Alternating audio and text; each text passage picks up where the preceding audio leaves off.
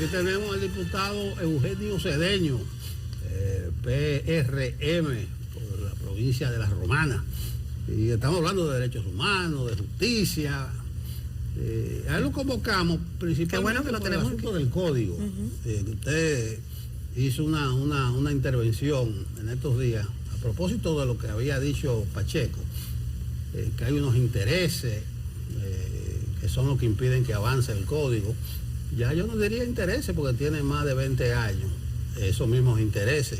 Estamos hablando del derecho a la vida, las causales, ese tipo de cuestiones. Vamos a hablar de varias cosas, diputado Cedeño, pero comencemos por ahí, luego de su saludo, por lo del código, porque Pacheco dijo que en esta legislatura iba a salir. Él lo dijo, yo recuerdo que iba a salir. Bueno, muchas gracias por esta invitación, un placer para mí. Un saludo a toda la población dominicana que sigue este espacio. La dinámica de los parlamentos se ve permeada por múltiples factores. Y en el caso de un código penal, es una ley que tiene que ver con la criminalidad, con los delitos, tiene que ver con los tipos que se castigan o se persiguen. Siempre habrá un choque grande de opiniones. Los códigos napoleónicos, yo no sé cuántos años pasaron para aprobarlo. El hecho fue que yo recuerdo que Napoleón exclamó "Mon code est perdu", diciendo mis códigos se perdieron por las discusiones que se daban en el Parlamento en aquella oportunidad. Es cierto que aquí hay hace unos 20 años que hay una intención de modificar el Código Penal, pero habría que ver hasta qué punto se ha trabajado para lograr eso, como se ha trabajado en esta ocasión. Hubo una oportunidad que esa comisión la presidía el exdiputado Taveras de la Fuerza Nacional Progresista, y yo fui miembro de esa comisión debe hacer unos 10 o 12 años de eso, en mi segundo periodo como legislador. Y se llegó a un punto y se aprobó.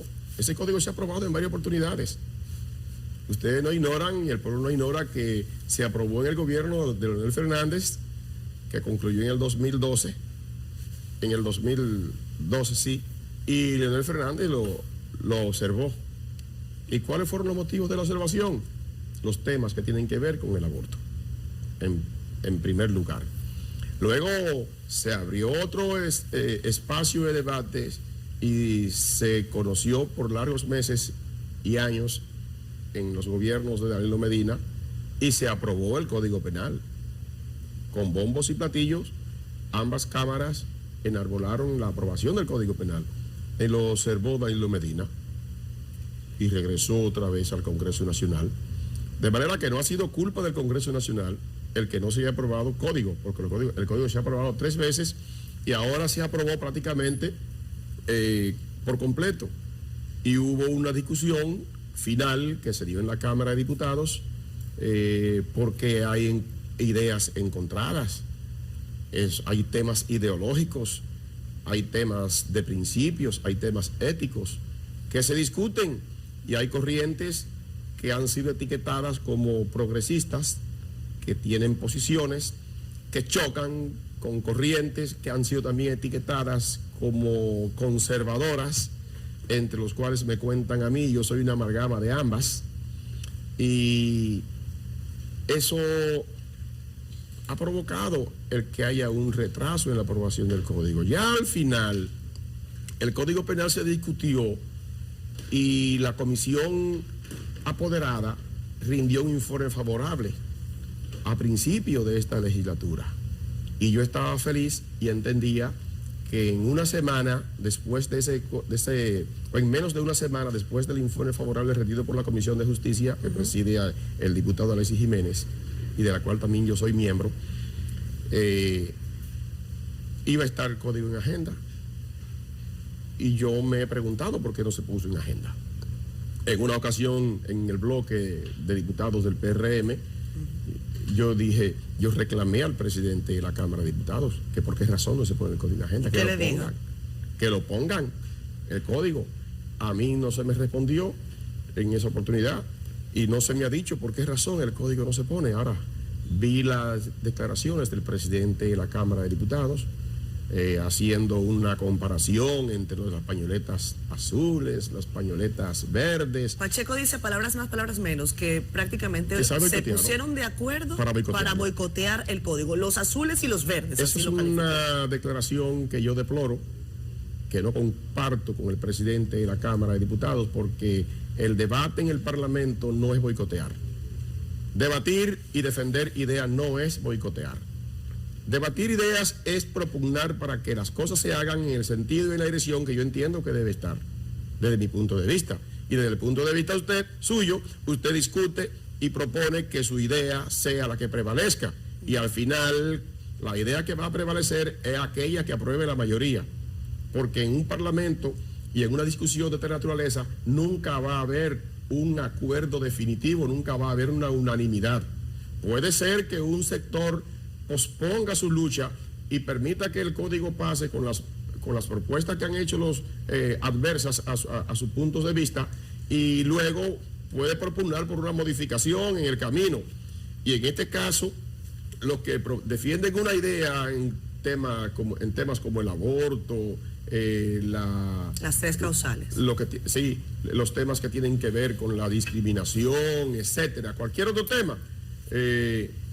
Eso ha llegado a un punto muerto donde ya ninguna de las dos pañoletas tienen oposición a que el código se conozca como está.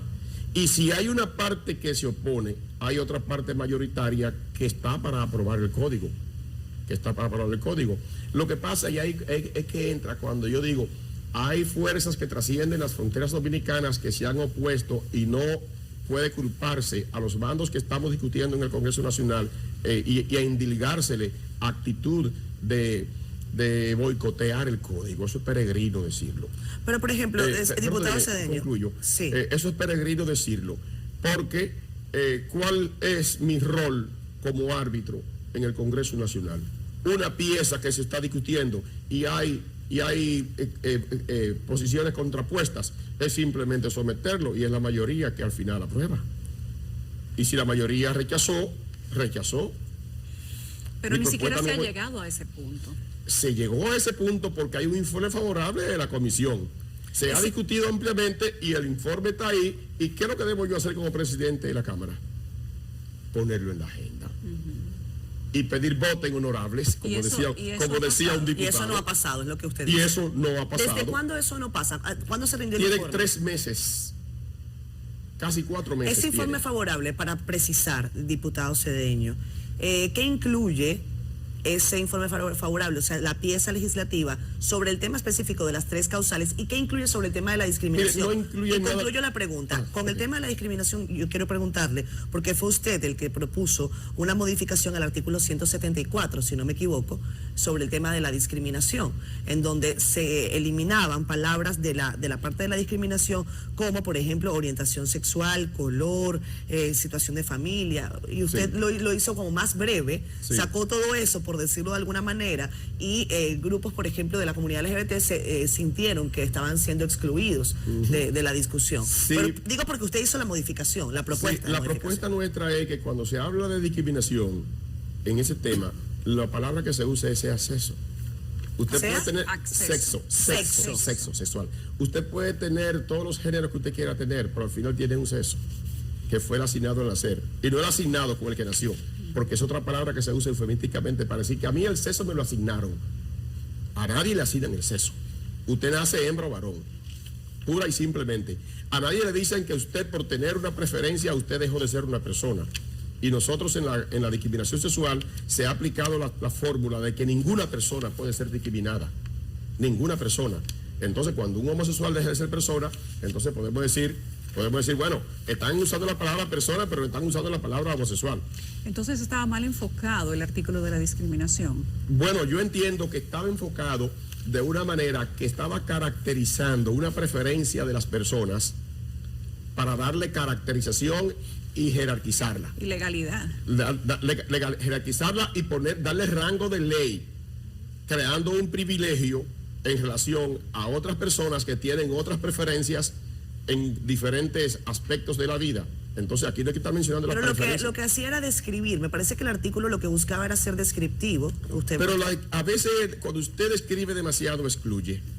Cuando usted en un escenario dice, y me ayudó Juan, o sea, Carlos, por incluir Luis, excluye. y comienza con la enumeración, se le va a olvidar Antonio y se le va a olvidar Manuel.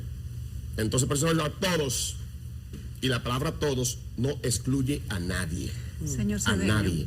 Por esa razón, perdónenme, porque hay una corriente universal en este momento que está buscando darle caracterización de ley a ese tipo de preferencias. Están buscando eso. ¿Qué fin tiene?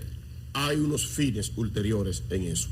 Le dicen Agenda 2030. El Agenda 2030 tiene sus fines ulteriores, que es una nueva corriente. Antes hablábamos del comunismo que enfrentaba al capitalismo, ¿verdad?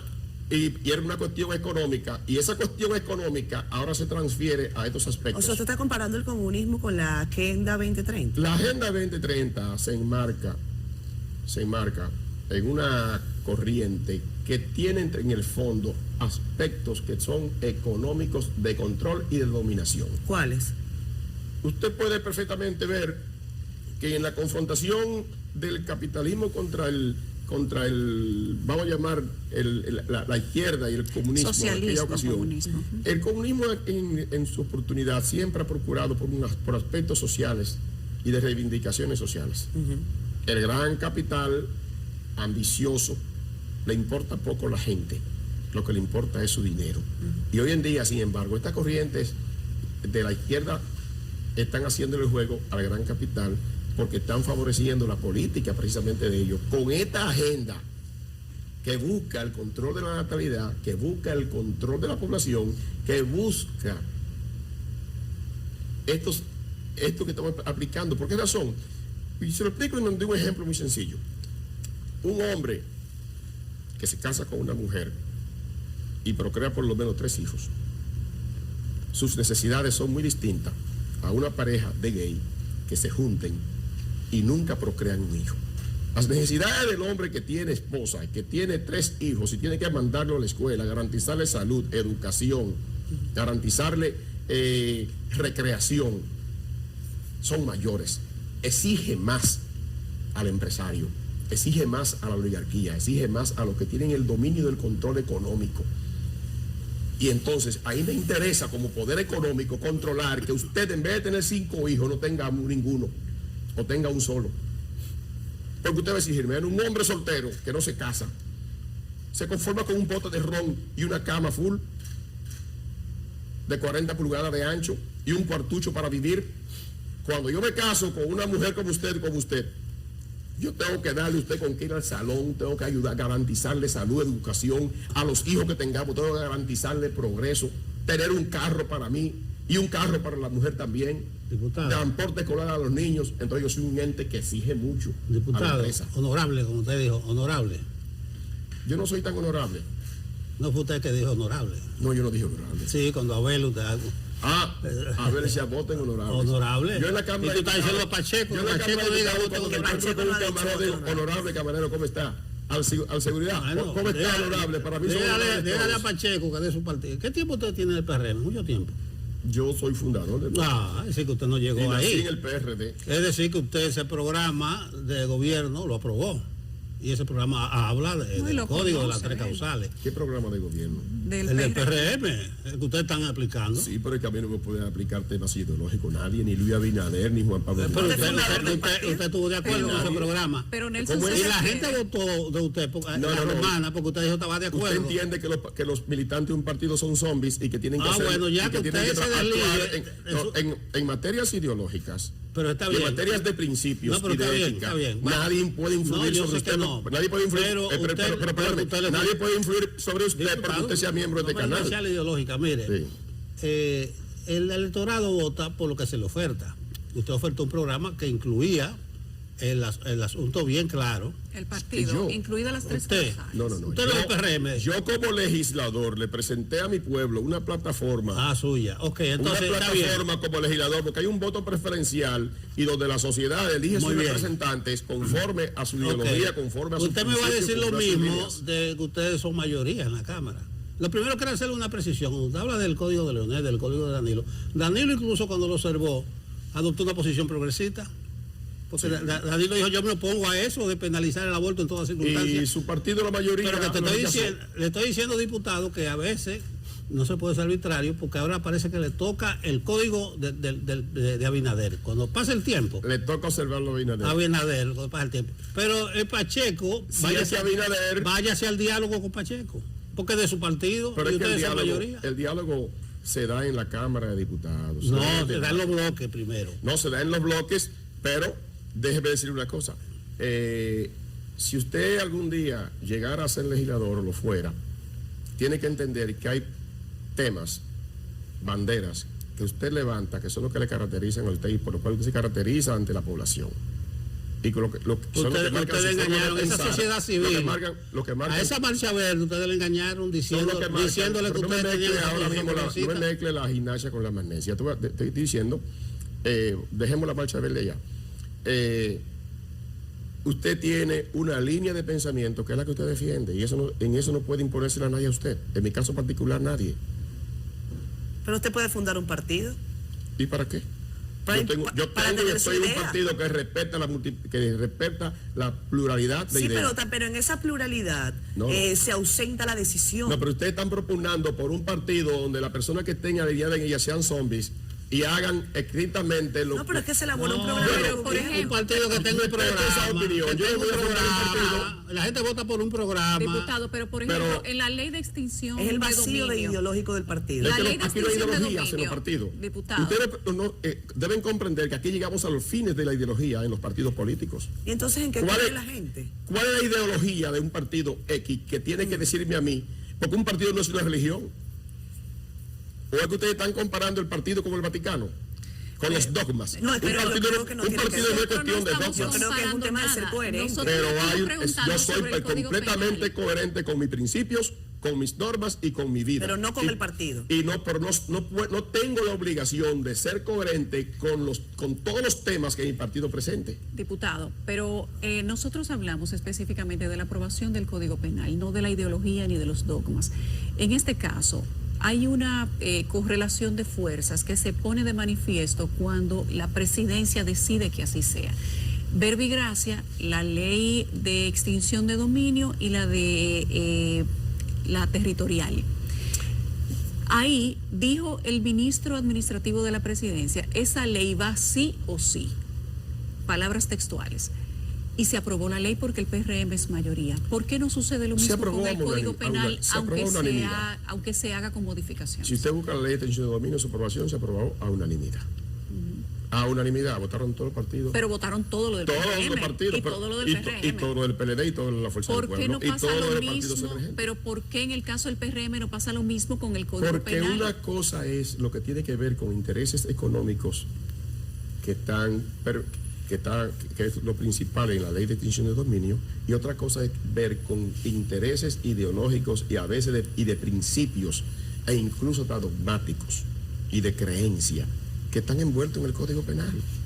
Pues cuando usted me dice a mí que usted está de acuerdo con que la vida no comienza desde la concepción y que usted puede matar a un muchacho en la barriga hasta los 6 meses y hasta los 7 meses como están planteándolo ya en algunas sociedades, es un tema que usted es muy privativo suyo creer que esa vida la puso ahí el diablo, o que la puso la casualidad, o que la puso Dios. ¿Hasta cuántos meses? Si yo creo que esa vida la puso Dios y creo que esa vida merece respeto desde la concesión, entonces a mí nadie podrá obligarme a votar para que eso puedan matarlo dentro del vientre.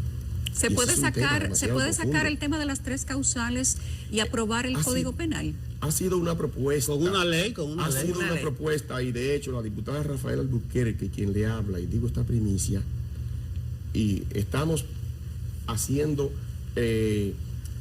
sacando del Código Penal los 77 nuevos ilícitos penales que se incluyeron y que no han sido aprobados, para presentarlo como una reforma integral, dejando fuera todos los temas de discusión que ha habido. Los 77 artículos. ¿Ah? Dejando fuera esos. No.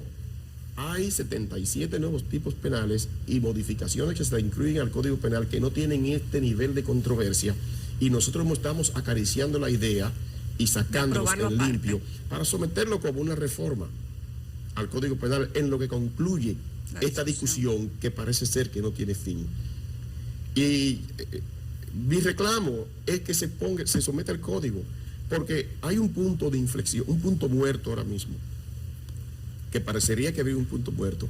Cuando se discutió el Código Penal, el tema de las tres causales, los que defienden las tres causales, dijeron, bueno, no hemos logrado todo cuanto queríamos, pero hemos logrado algo. Es cierto. Cuando se acepta... Se aceptaron dos causales, si no me equivoco. Causal y media, prácticamente, ellos dijeron, bueno, hemos logrado un avance.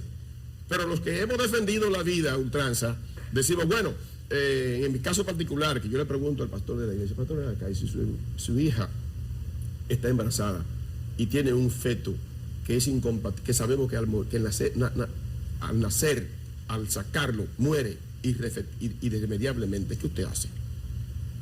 Y si su hija está a punto de morir y se está debatiendo si muere ella o se le saca el feto, ¿qué usted hace? ¿Usted deja que se muera ella? Y él me dijo, mi hijo, es mejor ni siquiera hablar de eso porque usted lo aceptaría. Entonces yo no voy a ponerme a ello. Y yo en el Congreso he estado de acuerdo que si una mujer tiene un feto, un niño en su vientre, y la vida de ella se demuestra de manera fehaciente y sin lugar a ningún tipo de duda, que continuar con el embarazo significará la muerte de incompatibilidad con la vida, de Gidel Indira, mi hija, que Dios me la bendiga, que esté embarazada ahora mismo. Amén. Lamentablemente yo voy a decir a favor de ella. Entonces yo no puedo ser un hipócrita en ese sentido, porque lo que yo no quiero para mi hija, no puedo quererlo para otra. ¿Entiendes? Es una solución que habría que decidirla. Y eso los que estaban con el aborto, o los que están con el aborto, lo aceptaron. Y los que estamos en contra del aborto, la mayoría, lo aceptamos. Entonces, lo que queda en el centro es lo que es de principalía en el interés de la Agenda 2030. Y no se puede aprobar así. Lo que queda en el centro, se puede quedar así, así está, y así lo hemos aceptado. Lo que está en el centro es el tema de poner la palabra género donde debe ir sexo. Eso es lo que queda en el centro. Y eso fue aceptado. No estaba propuesta la palabra género. Eso fue aceptado. Eso fue aceptado por la mayoría. No, excúseme. Orientación sexual. No estaba la palabra género. La propuesta en el artículo 174 decía lo siguiente, cito, constituye discriminación el hecho de incurrir en cualquier trato desigual o vejatorio contra una persona física en razón de su origen, edad, sexo, que es lo que usted propone, preferencia u orientación sexual, color, situación de familia, estado de salud, discapacidad, costumbre, opinión política, actividad sindical, oficio o su pertenencia o no a una etnia, nación o religión determinada. Pero usted me está planteando que así es que está actualmente. Esa era la propuesta que usted pidió modificar. Claro. Entonces, ese tema, prácticamente todo el mundo bajó los brazos y dijo que no hay problema, vamos arriba con el código. Pero parece ser que alguien con mucho poder ha dicho, mira, mejor aplacen eso, no lo aprueben. Dejen eso ahí. Alguien lo ha dicho. Alguien ha dicho, paren eso ahí.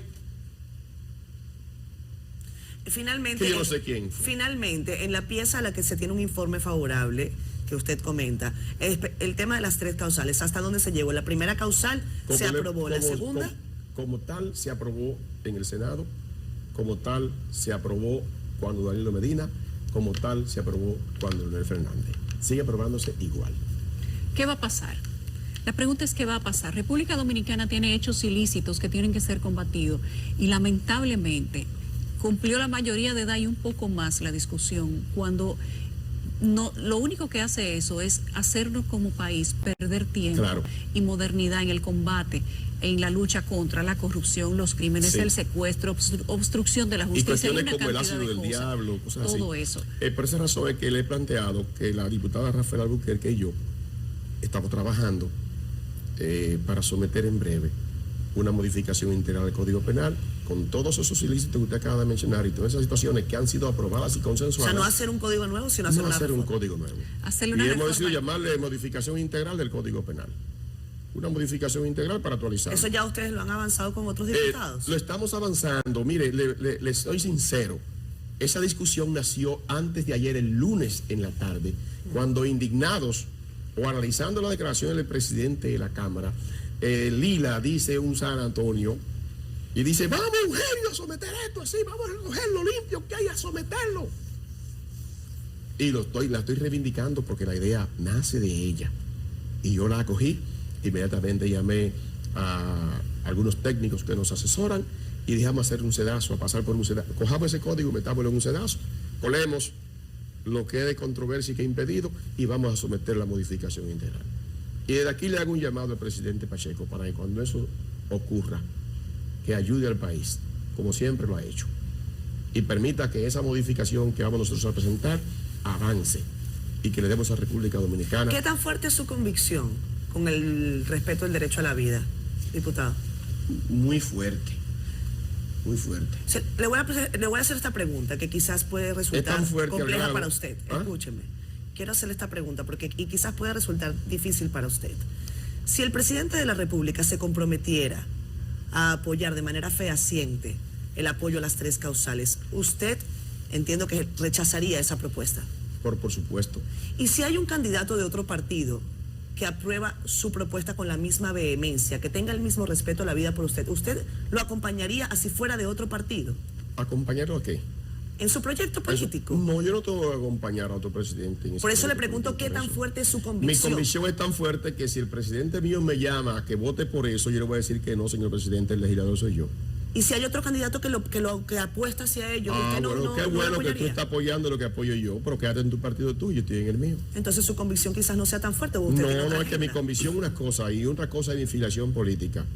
Ahora, si llegara al punto que mi partido dijera, este es un partido abortista, este es un partido abortista y el que no sea abortista no cabe en él y el estatuto lo prohibieran, entonces yo no estuviera. Pero los estatutos de partido no plantean ese tipo de trabas tan terribles que usted está planteando. Porque entonces no sería un partido de la democracia. Gracias, diputado. Vivimos en democracia, gracias al Señor. Gracias, diputado. Y ojalá que así sea. Acá los cedeños no son de Higüey. Mi familia es higüeyana pura, de nacimiento y origen por lado y lado. Yo soy cedeño areche, y donde únicos apellidos son originarios es de Higüey, del Bonao de Higüey. Muchas gracias, diputado.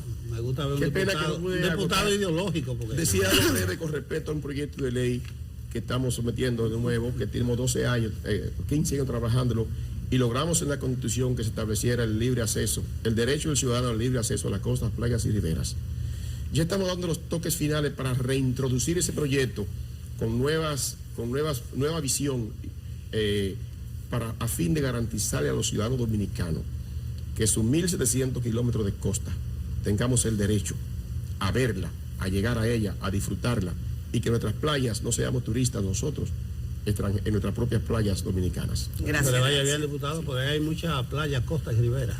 Por esa zona del Por esa este, zona, donde a lo usted. mejor, 57 kilómetros de playas secuestradas todas. Ahorita le dicen, no toque esa tecla, pero como usted es un diputado independiente, usted va a enfrentar esos poderosos económicos. La independencia no existe, nunca. No existe la independencia. La conveniencia. Existen las convicciones y existe el carácter.